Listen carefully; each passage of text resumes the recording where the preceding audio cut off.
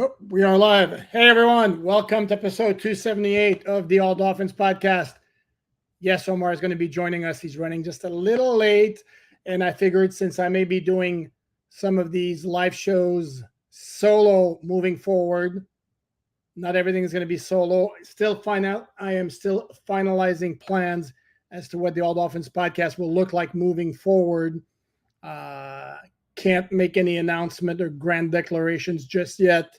But it's going to be cool. Promise you, I'm taking a day off from this tomorrow. The All Dolphins podcast will be right back on Wednesday. And starting off on before Omar joins us, Justin Peck, you made me laugh. Rumor Mill says Allen was worse to work with than Brandon Marshall. Any truth to this?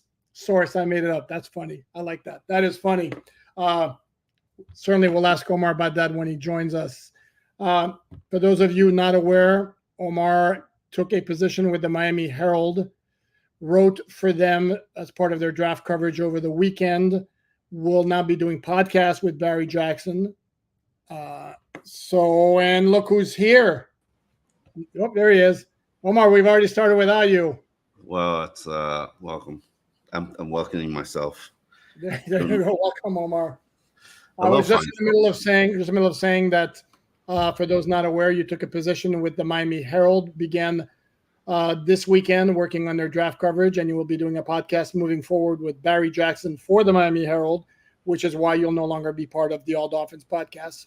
Much to my chagrin, much to I would assume, or I would hope, the chagrin of the people who have been watching us for the past 13 months. But as they say, a man's got to do what a man's got to do. Am I right? Yes, no, that is exactly it. I am going behind a paywall. This is life in today. You are one of the few outlets that is not behind the paywall, and will continue to remain one of the few outlets. I am doing a podcast with Barry Jackson. We taped our first episode today, and that is where I am in life right now. And unfortunately, that means that my run on this podcast will have to end, but I'm sure you've got big plans for the podcast moving forward. I'm excited to continue to see and we'll continue to listen, and hopefully others will as well. As I've always said, no matter what outlet that I've worked for, even when I was with I Am Athlete and the pivot broke off, I firm believer that there's enough space in this market for everybody to do everything. There's no limitation on how many podcasts you can listen to. There's no limitation on how many websites you can listen to. Not websites you could read. Find people who you enjoy their work, enjoy their content, and support it. I mean, I've been a fan of yours, which is for years, Poop, which is why I do this work, which is why I work for alldolphins.com and for the website and for the podcast. And we did this podcast together, and I'll continue to be a fan of yours. So hopefully everybody will continue to support you, what you do. And this guy too. And I don't have to worry. I'm not worried about you. People will follow you. Will continue to support you and all that. As you said, though, yeah, there is room, and there's a podcast for every taste out there. What I try to do, I'm only going to speak for myself right now. What I try to do is call it like I see it. I am nothing if not insanely honest. For anybody who knows me, I am horrible at BS or saying things that I think people want to hear. I am horrible at it. Yeah. No, you're not good at it, and neither am I, which is why I think the podcast worked the way that it did. Unfortunately, I'm a Tua hater. You're a Tua hater. Everybody, if people don't. Are you saying that's the reality, or are you saying that people perceive you as a Tua hater? People perceive me as a Tua hater. Oh, okay. Yeah. We got a lot of this going on with you and Tua. Yeah, I mean, we've only done 278 podcasts. I think if you don't know my position on Tua by now, something is wrong. Like, I'm a fan. However, his stones haven't dropped yet, and I'm still waiting for it. So You also have been consistent as saying you believe he will be elite. It will happen, matter of time. And my position has been as well as yours that the Stones need to drop, and when it happens, I'll acknowledge it, and my position will change. But it's not my position has been consistent. We haven't seen it yet, and I don't know that it's a lock that it's going to happen. The Dolphins clearly think it's a lock because they're steamrolling towards a contract extension.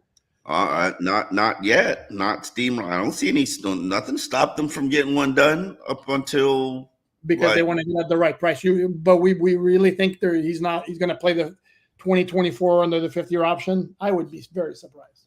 I don't know. I don't know. If I'm Miami Dolphins, I'm not breaking the bank. I told you my wall is $45 million. You get a Kirk Cousins deal for 3 years. I might give you 150. I might give you no, I won't. I'll give you $130 million guaranteed. Your 5th year option and 45 for 2 years, and then maybe half of another year's deal. Like you don't like it. What you gonna do? Please don't say what I hope you're gonna say. Please don't say it. What I think you're gonna say. Please don't say it. I'm not gonna say tough titty, says the kitty. Except you just did. Except right now you just did. So Omar, I'm gonna miss some things about you. That saying, not one of them. I don't even know where I got that from. And somebody said something about till the milk runs dry, which I didn't even know was like the end of or something. I don't even know. I only know the first half of the saying. I don't know. I think I get it from my mom. We things used to not go our way, and she get tough titty, says the kitty, and I'd be like, what the hell does that mean? Then you know how your parents always say things like, just wait till you become an adult or wait till you become a parent. You know, my mom always used to curse me and tell me that, your kids are going to do or act the exact same way that you do. And lo and behold, was she right? See, imagine if your kids act the same way as you do. Oh, that's frightening. That's actually, and in some way, my son actually does. Yes. And the sayings I got were more from my father, and the two that stick out was one that's really children love hearing that one. Do as I say, not as I do. That's number one. Why would anybody ever follow anybody who does that? Who says that? That was my father, who was, if you think I'm old school, he was extraordinarily old school. You should say, well, no, he's in his old age right now. And then the other one is whenever any of me or my 3 siblings would have a friend over for dinner, invariably he would say, I would rather clothe you than feed you. It was like, he was making fun of the fact that they would eat a lot.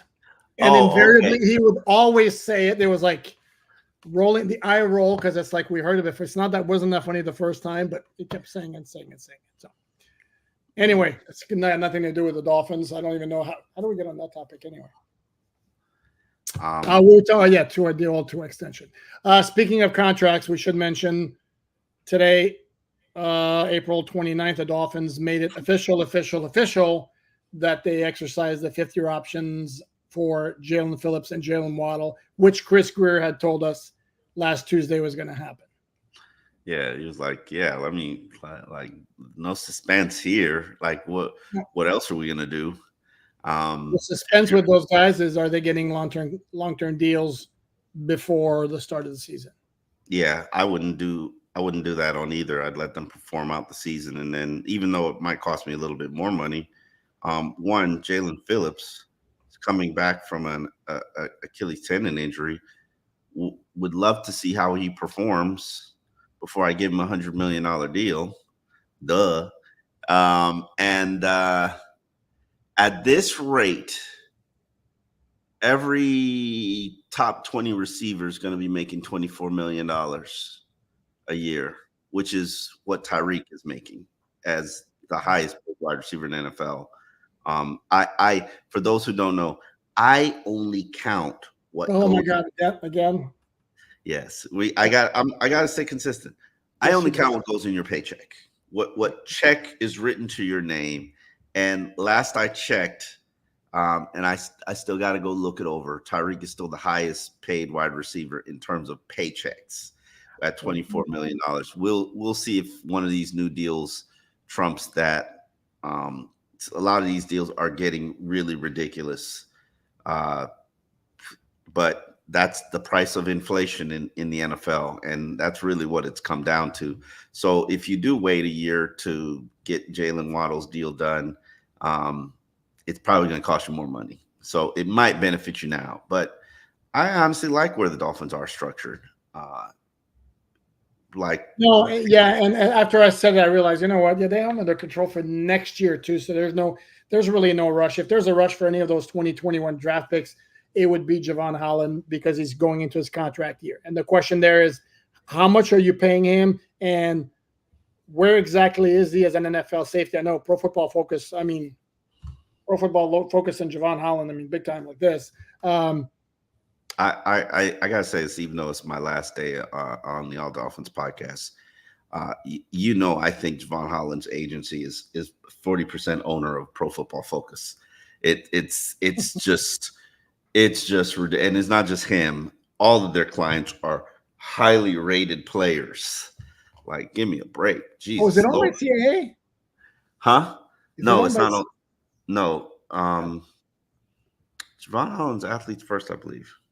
Is that who is that? That's what I meant. Athletes First. I didn't mean CAA. Athletes First owns PFF.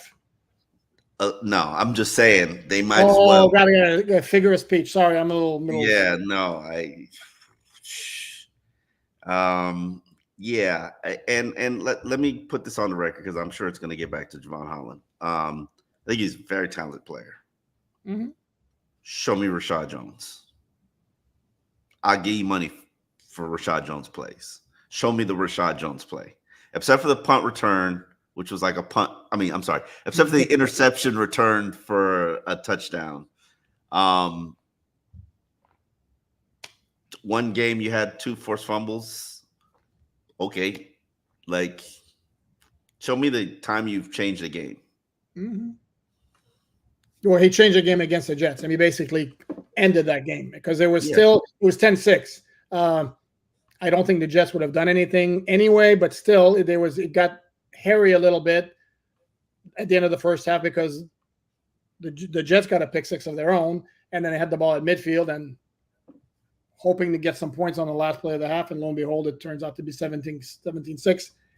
Game over. I'm with you. I think you look at him and it's like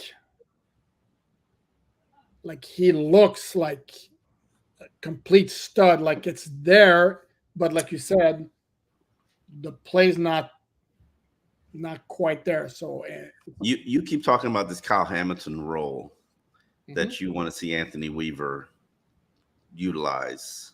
If you have a guy who can do it. Yeah. Is he a guy who could do it? Is he physical enough? That's the question.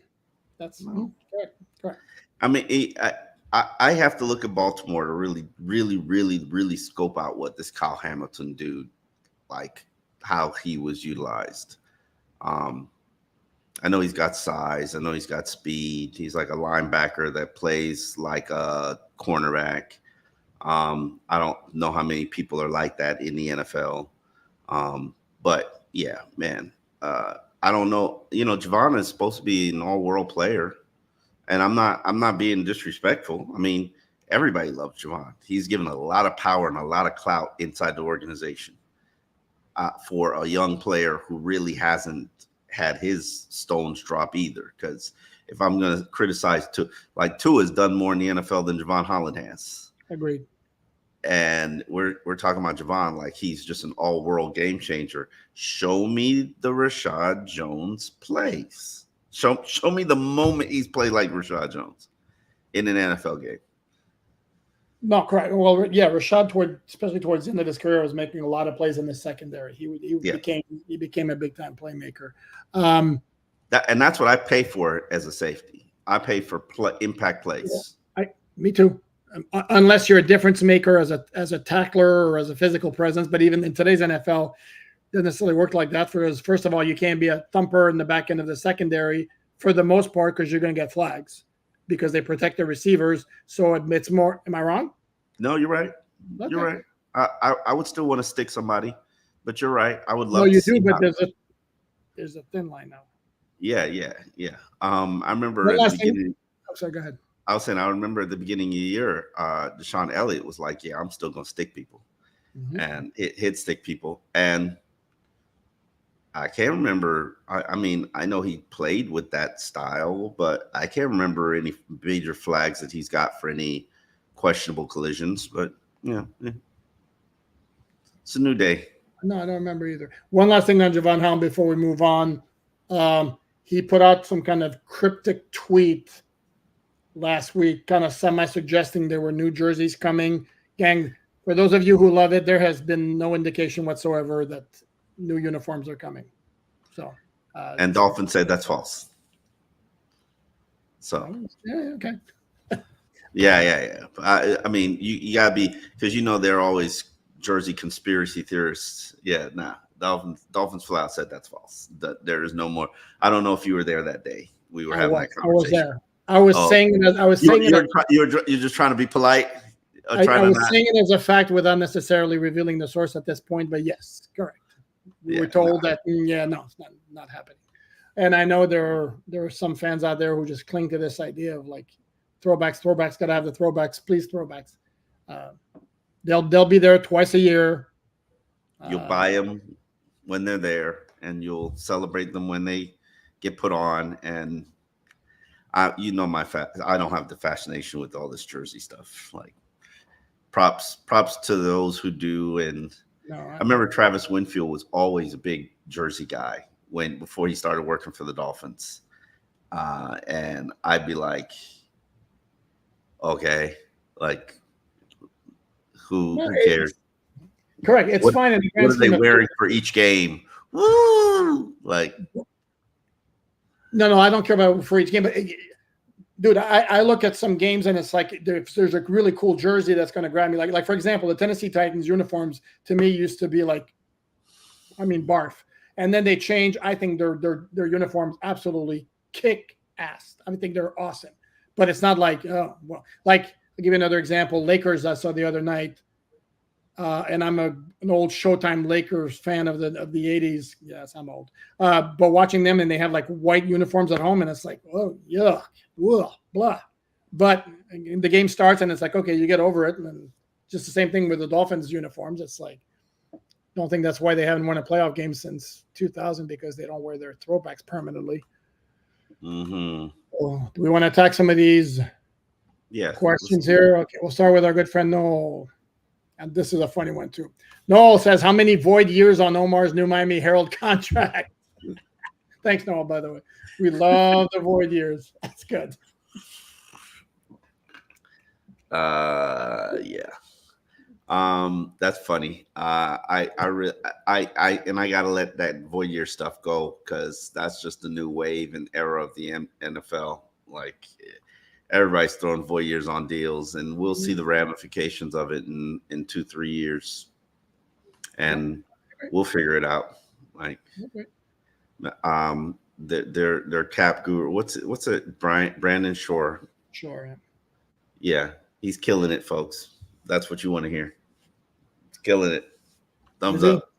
He's doing his job just like every other cap guru is doing his job. Yeah. They get paid for a reason. Clyde Taylor, thank you very much. Clyde, thank you both. I will continue to follow you both. Much respect. You both keep eating. Love to hear that. Very kind of you, Clyde.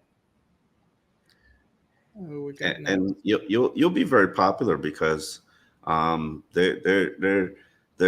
seen a lot of sentiments. Yeah, I'm not going behind a paywall anymore. Freedom. I've discovered freedom.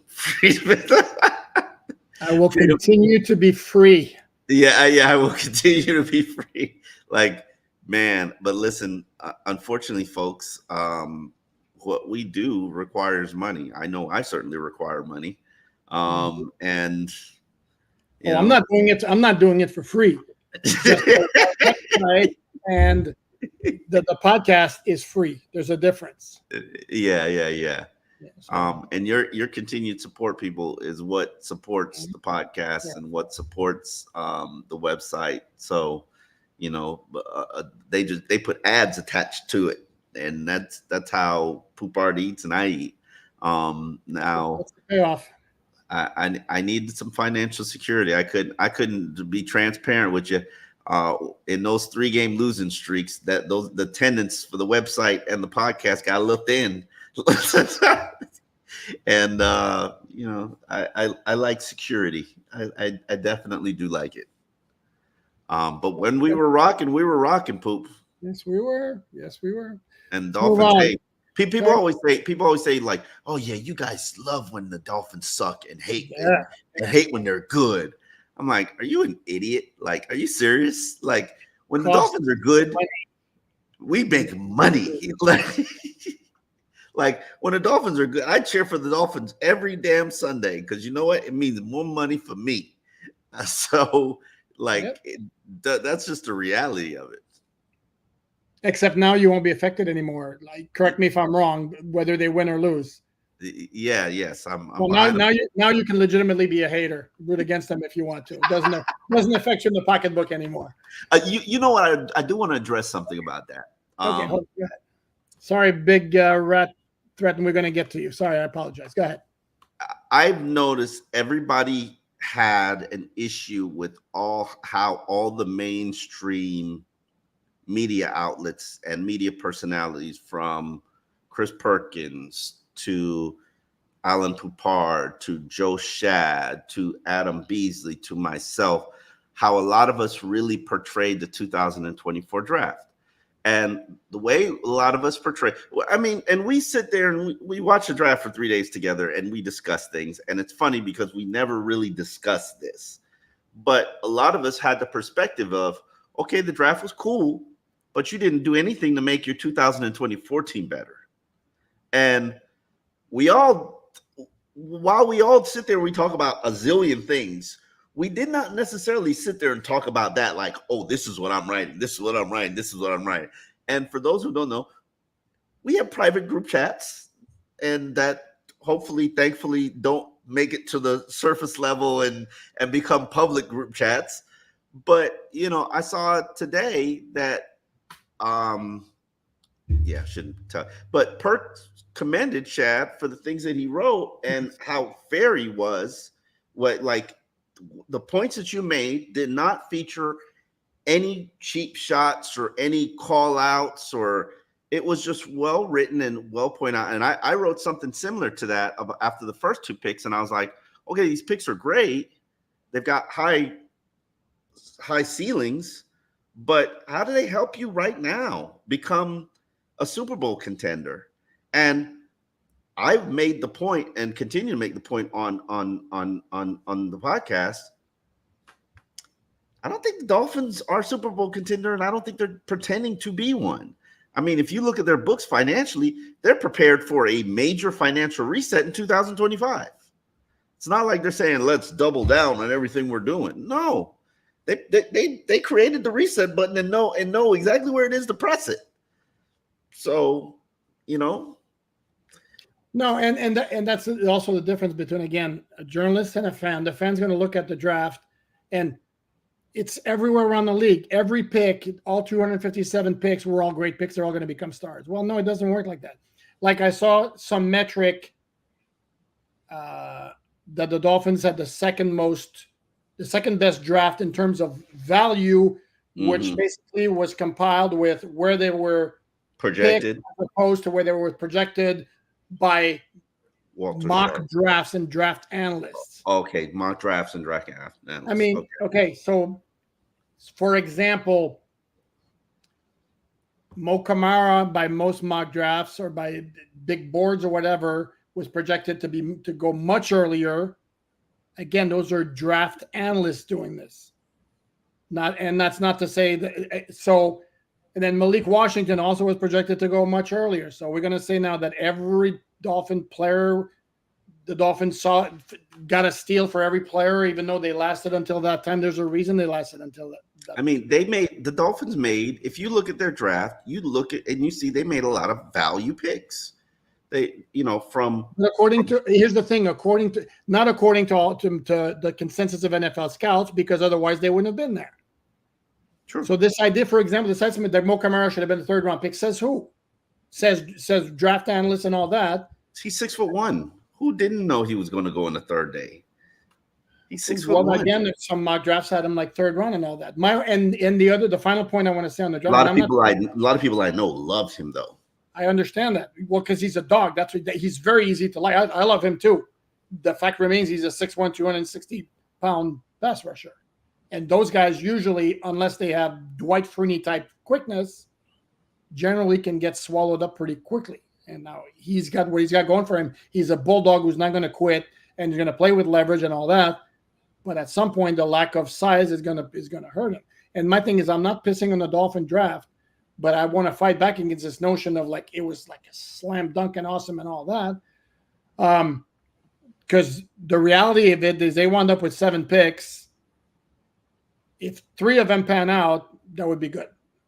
So this idea that Chop Robinson is going to be a complete stud, Patrick Paul is going to be a star at left tackle, Jalen Wright's going to be another Devon Achane, Mo Camara is going to be a stud as a pass rusher, Malik Washington is going to get 1,000 yards receiving. That's not reality. That's not. And if it happens, that would be awesome, but it's not really reality. Yeah, I mean, I'm trying to look at, like, I'll give you a perfect example. 2021 draft. Okay, Jalen Waddle hit, Jalen Phillips hit, Javon Holland hit, Liam Eichenberg miss, Not a hit. Yeah. Hunter Long. Bad miss because you gave up a future. And I want to make this point real quick because you gave up a future third to move up 8 spots to get him. Unlike the trade for Jalen Wright, in terms of the value, it's perfectly fine because a 4 this year equals a 3 next year because you factor in the 1 year of experience he'd have. So basically, it's as if Jalen Wright was a 2025 third round pick, except you get him a year earlier. So from a trade value perspective, absolutely no issue there whatsoever. Yeah. Liam Eichenberg missed, Hunter Long missed, a lot of trades for basically Raekwon and Tunsil and Stills and Bernard McKinney and Lynn Bowden and DeAndre Washington. And there are a lot of trades. And then Larnell Coleman, miss. Isaiah Wilson, a trade for miss. Jared Dokes, miss. Trade for Eric Flower. It's to Pittsburgh. Like, man, that 2021 draft, like, okay, you got 3 great picks at the very beginning, most of them top 36 selections.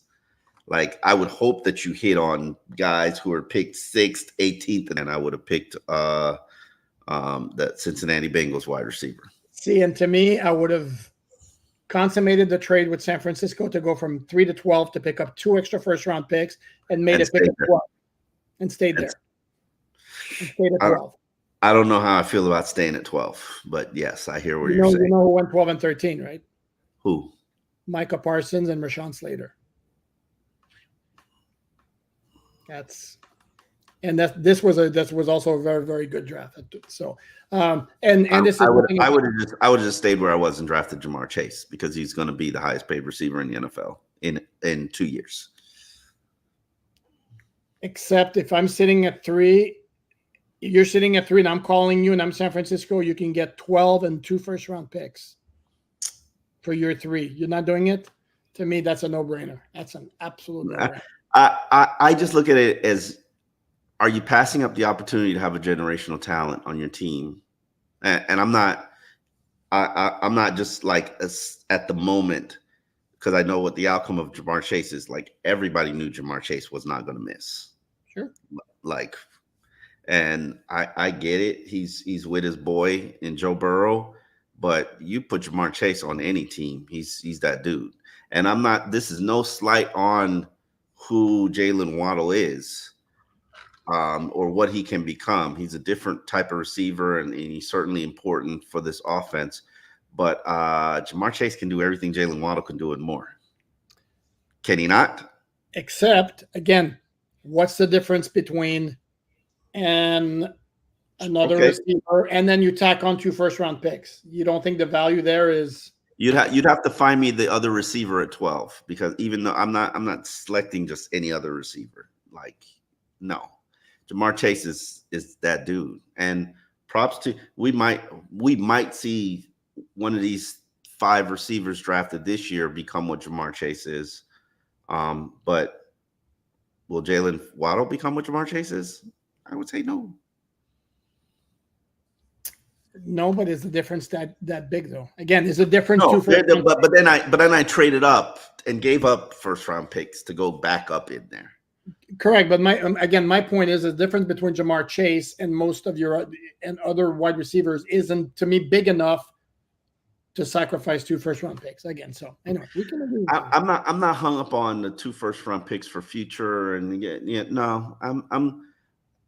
I look at the way that I always look at these drafts is in 5 years, do I think that I'm going to have to make that player that I just selected? This is how I operate. Am I going to have to make that player that I selected the highest paid or one of the 5 highest paid players at his position? I know I'm not going to have to do that with Jalen Waddle. I'm not. I know I'm definitely going to have to do that with Jamar Chase. And that to me is the dividing line that I always make, like safeties. Okay, Javon Holland, we probably will have to make him one of the 5 highest paid players at the position. Kyle Hamilton, he will be the highest paid player at the position. Mm-hmm. If you give me a chance to get the one guy that I think is going to be a pace setter, contract like Micah Parsons, and I was not a fan of Micah Parsons in the draft process. I'm going to be honest because everybody can bring up the receipts. He didn't play his senior year. He was an inside linebacker that was just a freakish athlete, and you didn't see him he didn't see him do it on the field at Penn State. And then his personality was a major turnoff to me. Just turn off. And I'm not scared of guys with personality, but he was just over the top. But that dude, he is going to be the highest paid defensive player in the NFL in a year or two. So if you give me the opportunity to go get that player at that price point, I mean, giving up 2 first round picks, like right now, would you trade 3 first round picks for Micah Parsons? If you're Dallas and I offer you 3 first round picks for Micah Parsons, you making that trade? Dallas would make that trade, yeah. Damn, you think so little of Jerry? Yeah, it's value, and again, to me, I don't want to go back and forth because we're going to disagree on this. To me, the Dolphins was an absolute no-brainer to move down from 3 to 12. I wish they would have stayed there at 12. By the way, I forgot to bring this. You had not joined us yet when I read a comment that made me laugh. That the real reason you're leaving the All Dolphins podcast is because you've discovered that I'm more difficult to work with than Brandon Marshall. That's hilarious. Yeah, I figured you'd like and it's factually inaccurate and cannot be any more factually inaccurate. You should have played along. You should have played along with it and said, "Yeah." I probably should have, but I would never disrespect you like that. Like, God damn, is Brandon crazy? Okay, let's get back to this big rat threaten. I want to say this: anybody who was an I Am Athlete fan, just look at what every single person who has left I Am Athlete and stopped working with Brandon Marshall have gone on to do. Man is very great at identifying talent. Borderline personality disorder is a disorder that allows you that basically you destroy every interpersonal relationship that you have. And good God Almighty, it's if you ever have the opportunity to work with somebody who has borderline personality disorder, run. You do not have borderline personality disorder. Stop. Okay. But run for the hills because they will literally destroy every single possible relationship that they have. And everybody has gone on and done wonderful things without Brandon, where I Am Athlete, I don't even know if they're still publishing a podcast. Okay, can we get to this gentleman or lady here? I'm not sure. This is the 5th time I've brought up this. Thank you very much. Big Rat Threaten. I hope I'm doing this right. Thank you both for entertaining and informing us for the past year. The chemistry was truly immaculate and made for awesome content. I hope we see it again one day down the road. I would like that very much as well, but he's the one who's the problem, not me. My employer puts me behind a paywall, I'd have to seek permission for that. But yeah, go ahead. All right. What's Dor? As I may have said this, but yes, the door is always open for Omar to be a guest on the All Dolphins podcast. Jamie Lobo, thank you very much. Thank you both for a wonderful year, gentlemen. Omar, you will truly be missed. God bless you always. Thank you very much. Thank you. I appreciate that, Jamie. Big Bad Brian, thank you very much, Brian. Never missed a show. Best Dolphins podcast ever. Omar, really hope everything outside of football improves and that the Herald treats you well. Alan, I look forward to the new podcast. Best wishes, lads. Thank you very much. Yeah, I'm looking forward to the new podcast too. I'm dying to see what it is. Oh, before you came on, also I said can't make any announcements just yet. It may be I don't want to say anything actually, but I'm going to do everything in my power to make it as cool as possible. That's all I can promise. That's dope. John Panaccio, thank you very much, John. You guys have been great. I watch every day. I will support both of you. So much knowledge between the two of you. Very, very kind of you, John. Appreciate it. Just hat tip to Damien. Thank you, Damien. Mr. Infamous, thank you very much. Love you guys. Hate this is ending. We'll still talk to each other every day. We just won't be on a podcast. Oh, yeah. No, you don't have plans to talk to me? On the phone will ring. I'll be like, who is this? Hey, that's how you treated me the last couple of days. No, I didn't. The only slack I gave you in the media room is because you're reading a story and you're like, no. I mean, no, you wanted me to move. You wanted me to move already. He walks in the media room. He's like, why are you in my area? Get over there. That's right. Go to the Miami Herald cubicle. I kid. I like the kid. I'm a kidder. LFP, thank you very much. This is disappointing. This was my favorite show on the Dolphins. I appreciate you, LFP. We'll be Thank you very much. Noel B1, thank you very much. Next draft, when Greer starts the BPA speeches, I want at least one cough bullshit. No, I think Greer went BPA. Don't do that, Alan. Don't do that. A running back? Come on. Trade up for a running back? Come on, that's BPA, brother. Admit it. Patrick Paul in the second round was BPA. Bullshit. I'm sorry, what? No, it was prioritizing left tackle. If on their board, let me argue this. Go ahead.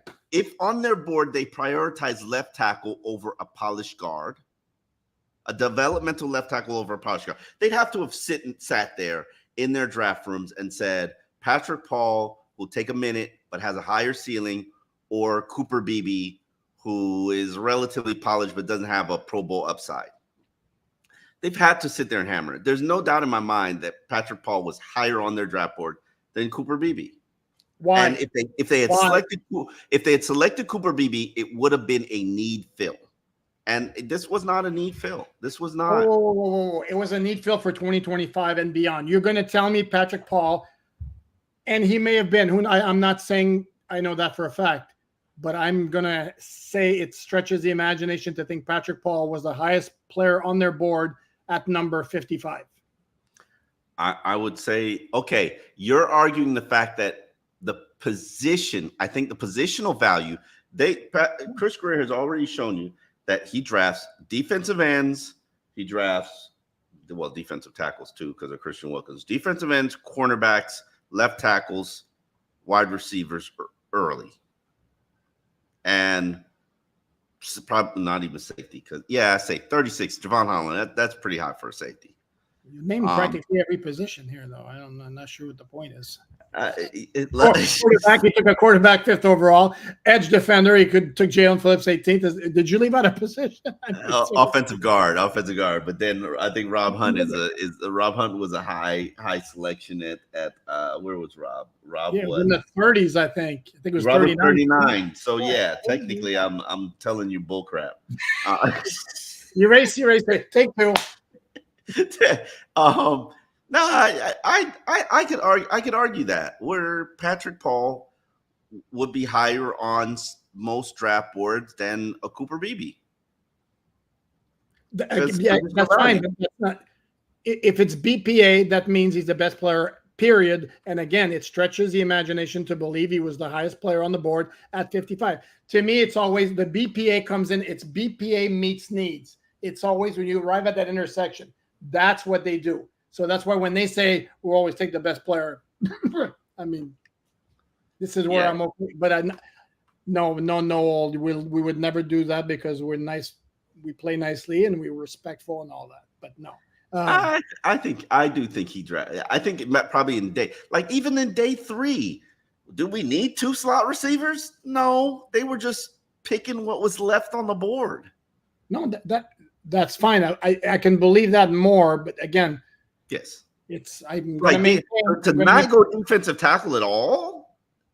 Either they like all 7 of the dudes that they signed, or they didn't see anybody they could draft who was going to be an upgrade over the guys. I mean, you're probably going to have to waive one of these slot receivers. I don't know why you just didn't go the defensive tackle that I think you went undrafted or went in the 7th round. I think you just answered your own question right there because he went undrafted. By the way, there was a clip because I know you're in love with Braden Fisk, and who was it? It was an offensive lineman at a Senior Bowl practice. It was a right tackle, and the dude literally, Fisk tried to go on the edge. The guy got his hands on him, and he literally ragdolled him to the ground. I mean, it was like, yikes. It might have been Patrick Paul. Patrick Paul. It wasn't Patrick Paul. It was a right tackle. Yeah. Can't remember who it was. But. Yeah. Okay.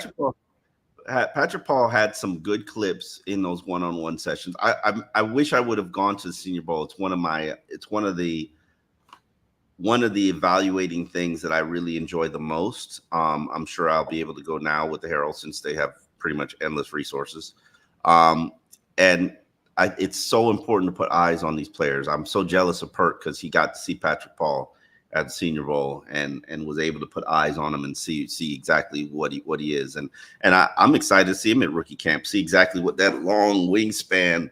I mean, the guy looks like a damn 6'7" tarantula. Like his arms are ridiculously long. I think Shad told me he's got longer arms than the Greek Freak. He did. Which, yeah. We couldn't pronounce. Sorry, Joe, if I'm throwing you under the bus. Giannis Antetokounmpo.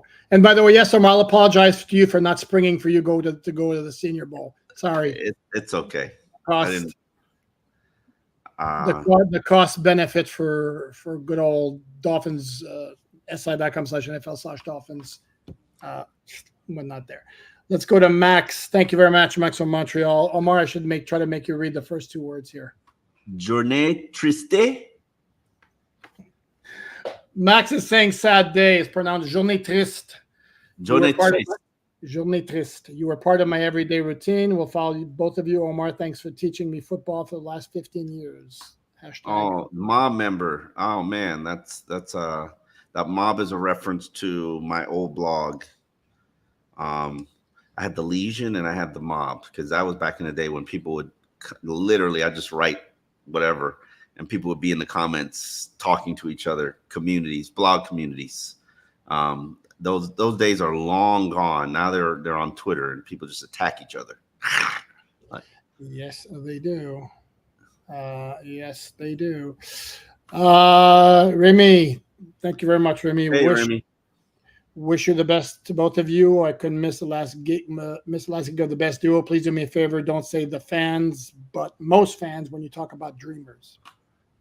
Fair enough. That is fair. Okay. My apologies. It's very weird to see the Twitter communities because some people are like, love this draft, and some people are like, hate this draft. I think there's a little bit of truth in the middle. There's certain elements of this draft that I absolutely love.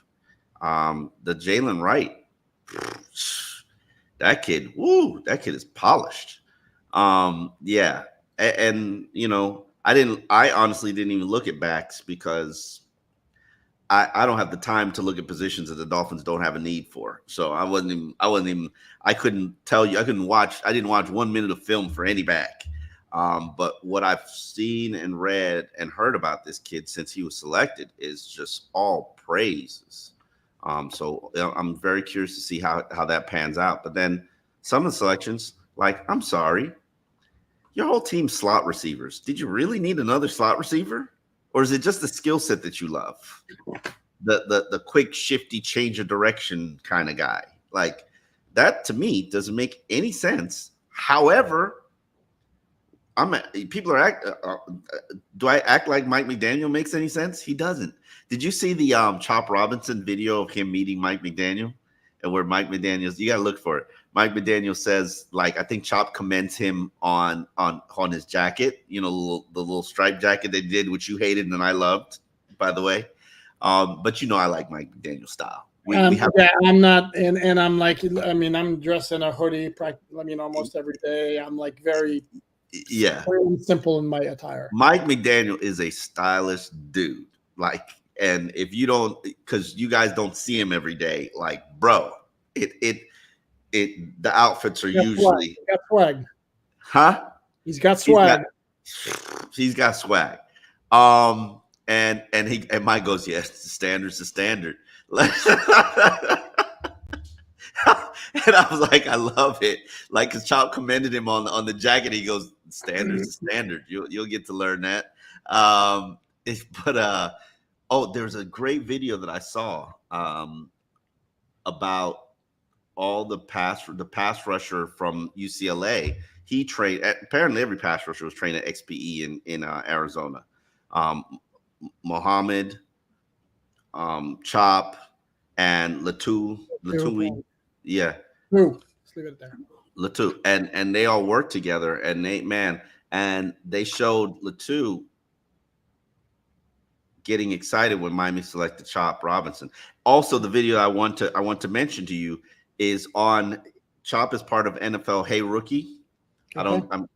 And he was in the draft when the Rams took Verse, and he was like, I didn't want to go to California anyway. I didn't want to pay taxes. He's like, Miami, come on, Miami, let's go. And this is like this. He's like, I need to be somewhere warm. This is before he got drafted by Miami. He was lobbying. You're talking about Chop. Yeah, Chop. Yeah. Oh, got it. Okay. He was lobbying for Miami to take him. Quick thing, I want to correct myself because we were talking about this pick, the right pick, on Saturday night, and one of my issues with it was overkill, and I mentioned that Raheem got the new contract extension through next year. Now, I actually went back and looked at his contract. His contract got an out after this year. Who? So Raheem. Who? Raheem. They'll be on the hook for $1 million next year if they want to move on. So it's making me like it a little bit more. And again, if he gives them what Achan does, provide some depth. Okay. Other quick point I wanted to make. There's a gentleman, I want to say maybe, I apologize for doing this, Bugner maybe on Twitter, Bugner, I believe is the name, compiles 20 well-renowned outlets who provide draft grades, does a composite grade point average of all in the Dolphins draft class, got a 2.69, I want to say, which is C+ as an average, and it ranked 23rd in the NFL. That's a consensus. And out of those 20 national outlets, there was one A, which was by Sharp Football Analysis, and there was, I think the lowest grade might have been a C-. Anyway, wanted to point that out. Move on. Shane, thank you very much. I'm going to miss this podcast. Thank you guys for the last year of tremendous Fins coverage, discussion, debate. Thank you, Shane. Appreciate you watching, indulging us in our foolishness. Lewis, thank you very much. I love you guys. I will miss the chemistry. It seems like McDaniel uses himself as a prototype for his receivers. Tiny. I heard that on radio today with Dave Hyde and Joe Shad. I mean, not Joe Shad. Dave Hyde and Joe Rose. No, because Deebo Samuels doesn't fit the prototype. I just think that Deebo's not big. He's definitely not small. He's not thick. I mean, he's thick, but he's not tough. Not terribly tall. Oh no, he's tough. He's very tall. But okay, but on a serious note, looks like he wants receivers to get to their spot on the field quickly. Yes, he does like his speed. He does. I think he values quickness over speed. And like if you look at the commonalities of all their receivers, the receivers, including Eric Uzakama, there's quickness there. There's not necessarily speed, but there's quickness there. And a lot of times these slot receivers, it's about quickness. Speaking of slot receivers, we absolutely should mention this because this is going to get a big old this from you, although you're going to be pissed that it didn't happen with the Dolphins, but Jarvis Landry is getting a tryout with the Jacksonville Jaguars. He's going to attend their rookie minicamp.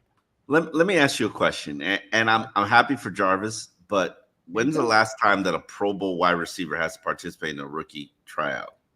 He sat out a year, though. There's a caveat there. I get you. There's a caveat. I think it's important because Jarvis is showing that he's going to humble himself and do these things. As I discussed on a podcast with Barry that I taped, which will air tomorrow, and I'll say it today. You and I both know Jarvis is not employed because he's a dog who will bite owner. And coach. Owner, coach, same thing. Authority. Yeah. Bad boy.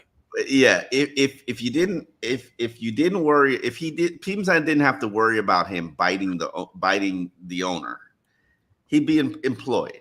Like let's not. Now I will tell you this right now. Yes, the Miami Dolphins aren't interested because they just drafted 2 developmental slot receivers, and the inn is kind of full when it comes to slot receivers. It's like the whole team's a slot receiver. So he's not necessarily needed, but I will tell you, do I think that Jarvis's next 2 or 3 years will be better than anybody that's in the slot that they have on the team right now?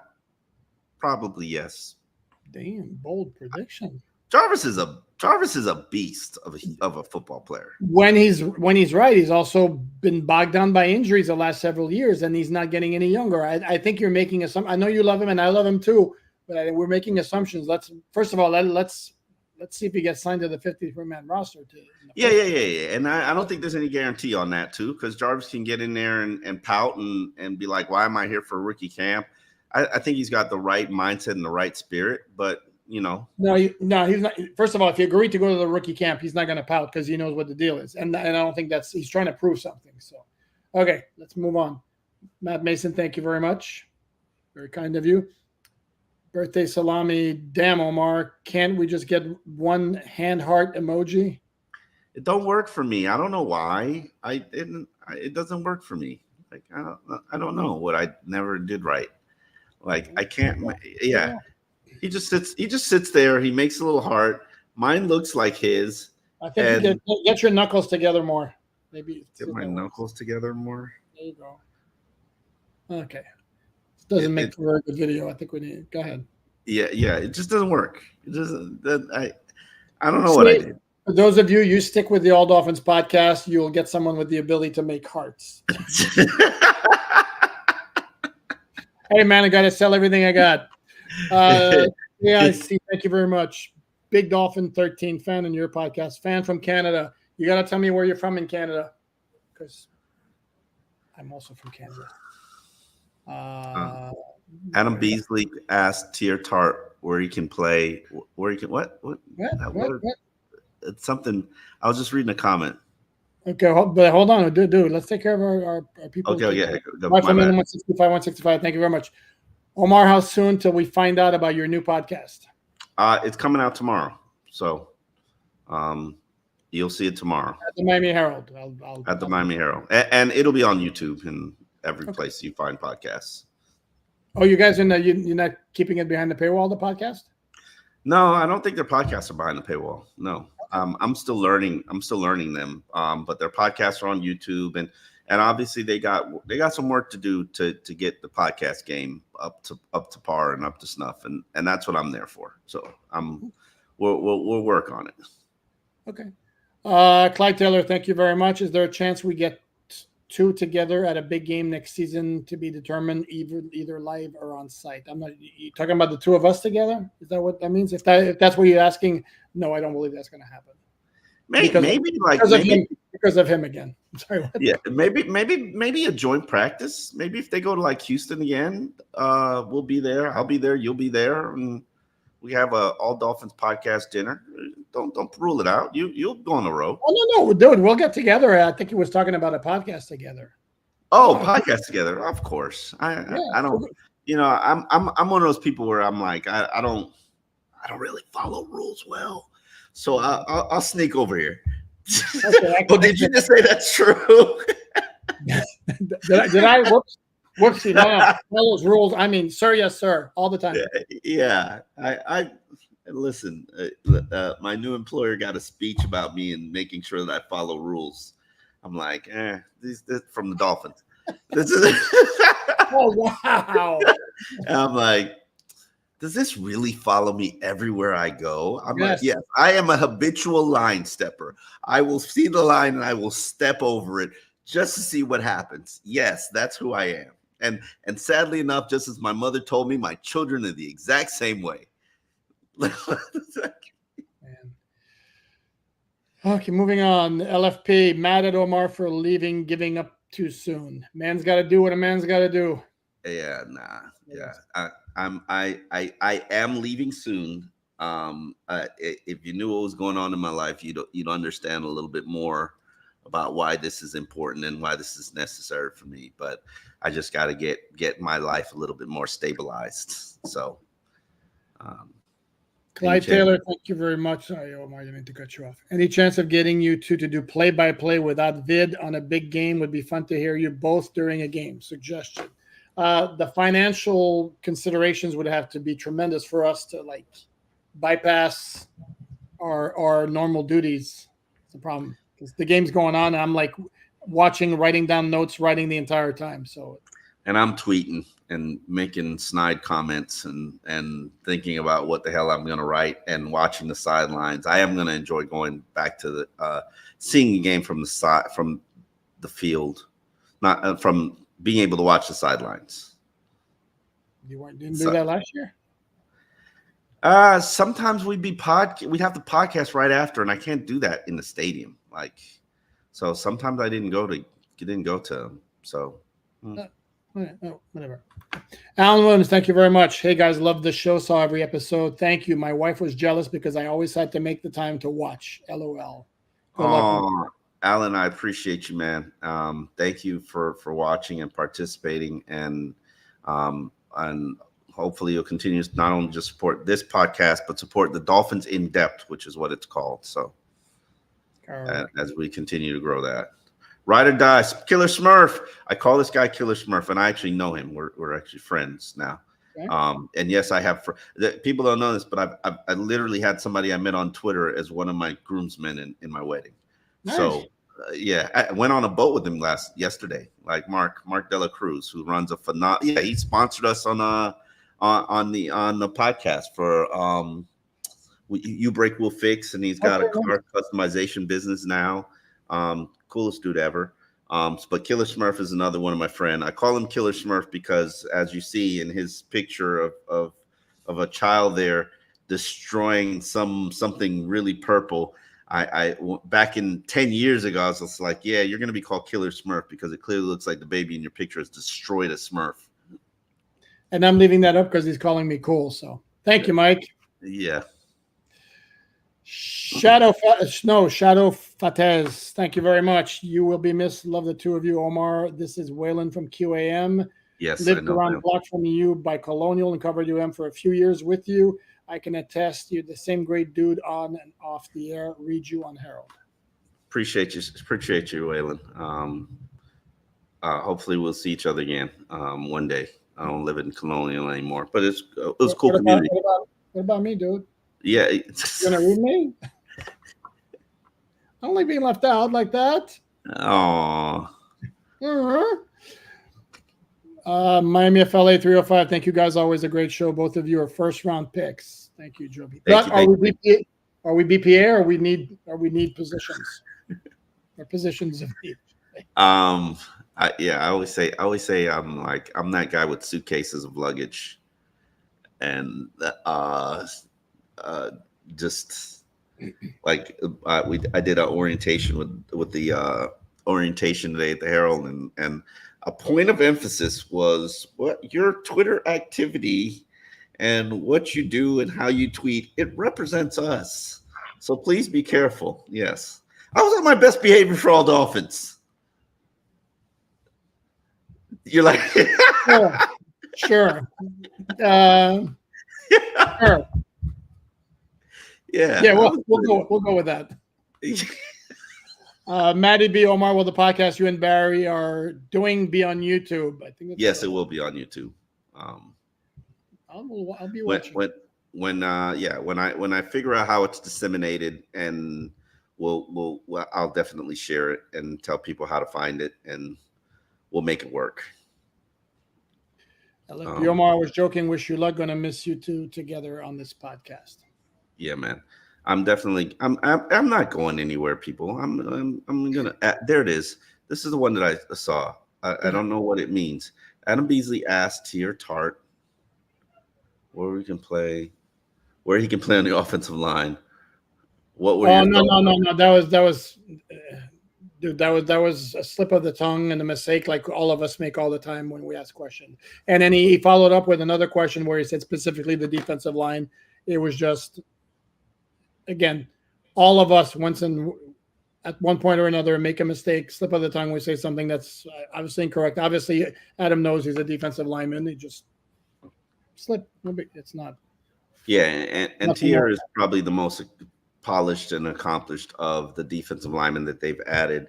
I'm very curious to see how that whole situation pans out for the Dolphins. I remember asking Chris Greer in our pre-draft meeting, like, is the fact that you signed 7 defensive tackles in free agency an indicator that you don't like the class in this draft? He's like, oh, no. I like the class of talented players. And lo and behold, they didn't select a single defensive tackle. So, well, it's not like, here's the thing though, Omar, is he really going to say, and this is the part where you've done this long enough, you decipher what he's honest. He's honest. He is honest. Do you think he's really going to say there are 2 guys who could make a difference for us and the rest are all Jags? So if we can't get one of the 2 guys, we're not going to do anything. You really want to expect him to say that? He will come close. He will. Yes, he will. I've had Senior Bowl meetings with Chris Greer. I've had Indianapolis Combine meetings with Chris Greer. I've had owners meetings with Chris Greer. I've had pre-draft meetings with Chris Greer where he always says something that he really shouldn't say, but he's just candidly honest. Like I don't have any kind of thoughts in my head that Chris Greer is disingenuous. Do you? Not disingenuous, but there are certain questions that GMs, personnel people, even coaches can't answer. He's flat out said sometimes, yeah, this draft isn't very deep. Or correct. You asked specifically about defense, referring to your question again. I think you and I would both agree the class was basically very top heavy with 2 dudes. Newton three. Because you have this love affair with Fisk, but okay. Let's say it was very, very top heavy, but he can't again, what's he going to say? And the reality was, to me, it not a shocker they didn't pick a DT once you get past the guys who actually would represent an upgrade. What are you going to attack on more? We're going to attack on more bodies on guys who are like have to prove. But to not even address it in undrafted guys as well, how many do you need? Huh? How many do you need? They have 7. 8. We always forget Brandon Peely and Zach Sealer. So they got 9. So they got 9. But I'm not. But it's 8 besides Sealer. Sealer's the one given. How many do you need? And you're right. We're expecting a DFA to become a complete stud. I mean. So 8 and 9. So they've basically got 3 defensive lines. Okay. Well, they're not making the team, so. Yeah, I know, but two got to make the team. I'm very curious to see if we're looking at a legitimate 3-4 front. If we're going 3 technique edges, 3 defensive ends. Like, I'm very curious what this defense is going to look like, which is why I'm highly anticipating OTAs, because for people who know football and know what they're looking at, or when they put on shells, I'm gonna be able to tell. And I have no idea what this defense is looking like. Like none, zero. You know, outside of the fact that they're going to be two edge players. Okay, is it going to be a 5-2 look again? And if it's a 5-2, are we looking at traditional three technique ends? I have no idea. I can't tell you. Can you tell me? 5-2 is kind of the same thing as a 3-4 if you want to get technical, and then you just name Chubb and Phillips as OLBs instead of DNs. I mean, but it's going to be a combination of both, which is what they do. Sometimes they had 4 pure defensive linemen, and so the safeties, are they going to go 3 safeties? Are they going to go what is it going to look like? Is there going to be nickel in their? Is there going to be nickel in their base? Yeah, doubt it, but maybe. Matt Mason, thank you very much. Love you guys. We will miss you, Omar. Miss you guys as well. Yep, Omar will be around. He game about to start. We've been going an hour. Omar, you want to? Jarvis didn't bite Steve Ross. He bought Mike Tan. He bit Mike Tannenbaum and he bit Adam Gase on his way out. Yes, he did. And yes, he did. It is what it is. Jarvis forced his way out of here, and rightfully so, as we've addressed on other All Dolphins podcasts. Storm is real mighty duck. Storm is real mighty. Is it Duck Storm or Storm Duck? I forget. See, Toby, I love your mindset here. Rules are just. That's funny. Yeah, you have fans in Spain. Tobano, their touchdown. Alan only agrees to Canadians. That's not. Come on, man. Seriously? Wow, really? Oh. By the way, I did a little trek in Spain. That's part of our cruise last year, and for those of you in Spain, your country was very, very nice. Love Spain. I want to go somewhere. I need a vacation. You know what my life has been like for the last year, so I'm trying to figure out where I'm gonna go. Not like a vacation time. Are you telling me this? Yeah, I'm telling you this. I gotta find somewhere to go. I gotta find a cruise. My birthday's coming up this month. I'm trying to figure out what I need to do. So if you know anything really cool, people, like, suggest it in the comments, because the budget isn't big, but I just need to actually go somewhere and do something fun. I want to go on one of those Virgin cruises, because that cruise ship looks cool, but I don't know where they go. I guess I gotta go look it up. That'd be a good starting point. Find out where they go. Yeah. Noel Omar, the fan part of me is saddened to see you go. The human part of me wishes you all the prosperity, success, and happiness possible. Take care, brother. Best of luck. That's you know what? I feel the exact same way. Sad to see Omar go, but this is what's best for him. He's got to do what he's got to do, and you know. Yeah, it's got to put me behind a paywall. I enjoy being free, but go back behind the paywall and do what I got to do. Hustle for the Miami Herald right now, and that's literally what I got to do. And I appreciate everybody who signed up and subscribed, and all the craziness that their announcement of my signing created, which was very unique. But I try to stay above the fray on a cruise with Tuanon. Yeah, I had to put that up. Sorry. If Tuanon's taking a cruise, I'm down. Y'all let me know. Nick Hicks got to give me an invite. I'll go. Just to show I salute everybody. P-Double, my guys watching from Buffalo, New York. Buffalo's almost Canada. Come on, brother. I love everybody from everywhere. Sorry if Buffalo's like the neighbor of Canada. Come on. No, and I'm going to get some people not happy because I'm saluting Buffalo, which of course are going to bring up, you love the Bills. Admitted you're a Bills lover. By the way, quick backstory on this. I grew up in Montreal, Canada, where we got I'm trying to say Plattsburgh, New York, and Burlington, Vermont affiliates went back with cable, and the team that was shown the most often by far in Montreal or through those affiliates was the Dolphins. It wasn't the Buffalo Bills because the Bills sucked those years. So, no, I'm not a Bills fan. I didn't grow up a Bills fan. Setting that record straight. Coach AJ asked me. I like this. Omar, do that Aaron Rodgers darkness vacation. No. I saw this. Omar, when's the last time you wrestled? Good God, outside of women. Um, uh, probably 19 years old. Like, yeah, Really? Okay. yeah, no, yeah. I used to wrestle in high school. Till I broke my hand. No, actually, not 19. Probably about 17. Costa Rica is a good vacation spot. Yeah, I've heard Passport Bros. as well. I've heard that as well.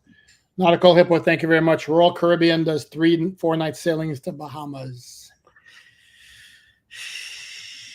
I'm curious. I can't go. I can't do another Carnival cruise ship. Like, no, I need to go on a different ship because I think Carnival cruise ships are boring. But I do enjoy the That's food. Royal Caribbean. It's not Carnival. No, I know. Yeah, that's why I'm like, I'll consider Royal Caribbean.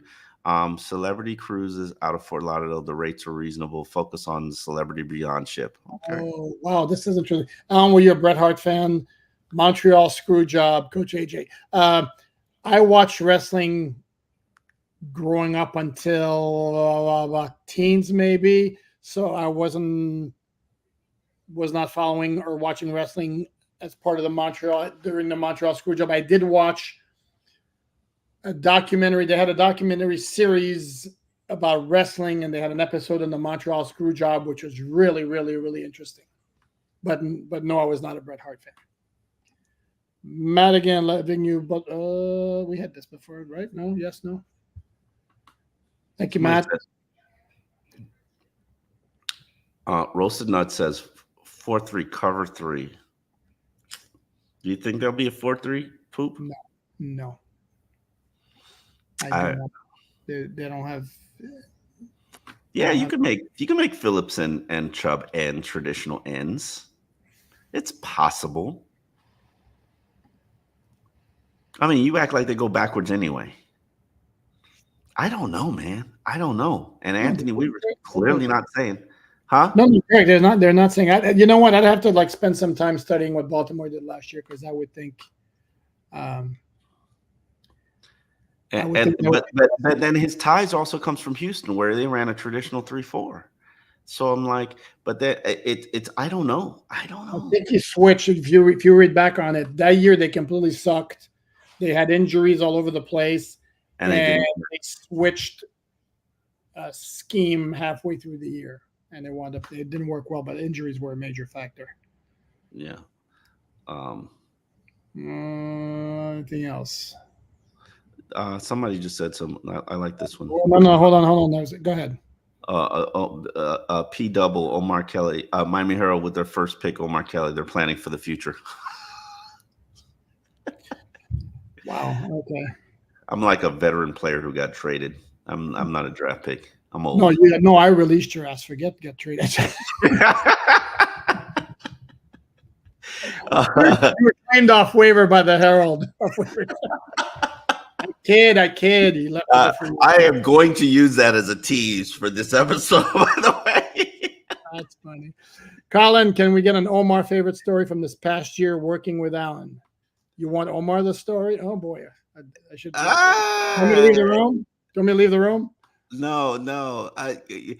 People like there were points where because we talked to each other every day for like 40 for like especially training camp. Good God. Yeah. Like you get sick of seeing somebody and talking to them. We like literally sit next to each other, not say a word, like and only communicate on the podcast. Yep. Yeah.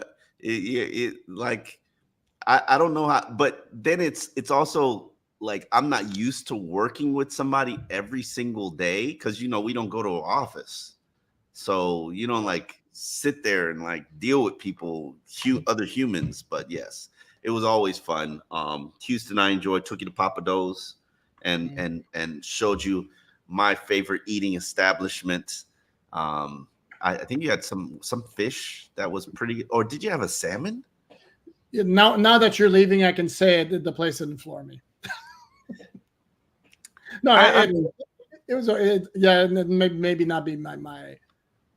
No, I can't remember if they got rid of the soft shell crab too, or something like. I didn't get rid of one of your favorite dishes. I do remember that. Yeah, they got rid of the soft shell crab on the menu, and I'm like, yeah, no, I couldn't. Now that I think about it, I don't know if I would go back because I don't. I used to love their soft shell crab. I've been eating that for over a decade, but I still love Papados. It's always a great establishment. But yeah, It was it actually did. funny. Sorry, it was actually funny. We took a picture inside the restaurant. I put it on social media, and somebody commented like, I don't remember what the comment was, but something I thought Omar was going to be a lot taller than you, Alan. I'm like, Yeah. Alan's not a small dude, man. So on that note, we've been doing an hour and 15 minutes. So I appreciate everybody. I thank you for continuing to support. I encourage you to continue and support All Dolphins Podcast or whatever it's going to be called moving forward. And Alan's got to change the name. Continue to support the website. You know where you're going to be able to find free Dolphins content. And I will be behind the paywall. I will be with the Miami Herald and hopefully be able to do some cool things for you guys. And on a podcast with Barry Jackson. You guys don't know Barry Jackson, who's a quirky individual, and hopefully I can bring out a lot of his quirkiness. I love Barry. Everybody loves Barry. Everybody who gets to know Barry loves Barry.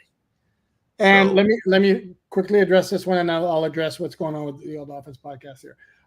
Phil, thank you very much. Hard to see the band break up. This everyday listener will continue to follow you both, but we won't be the same. Best of luck, fellas. Very much appreciated, Phil.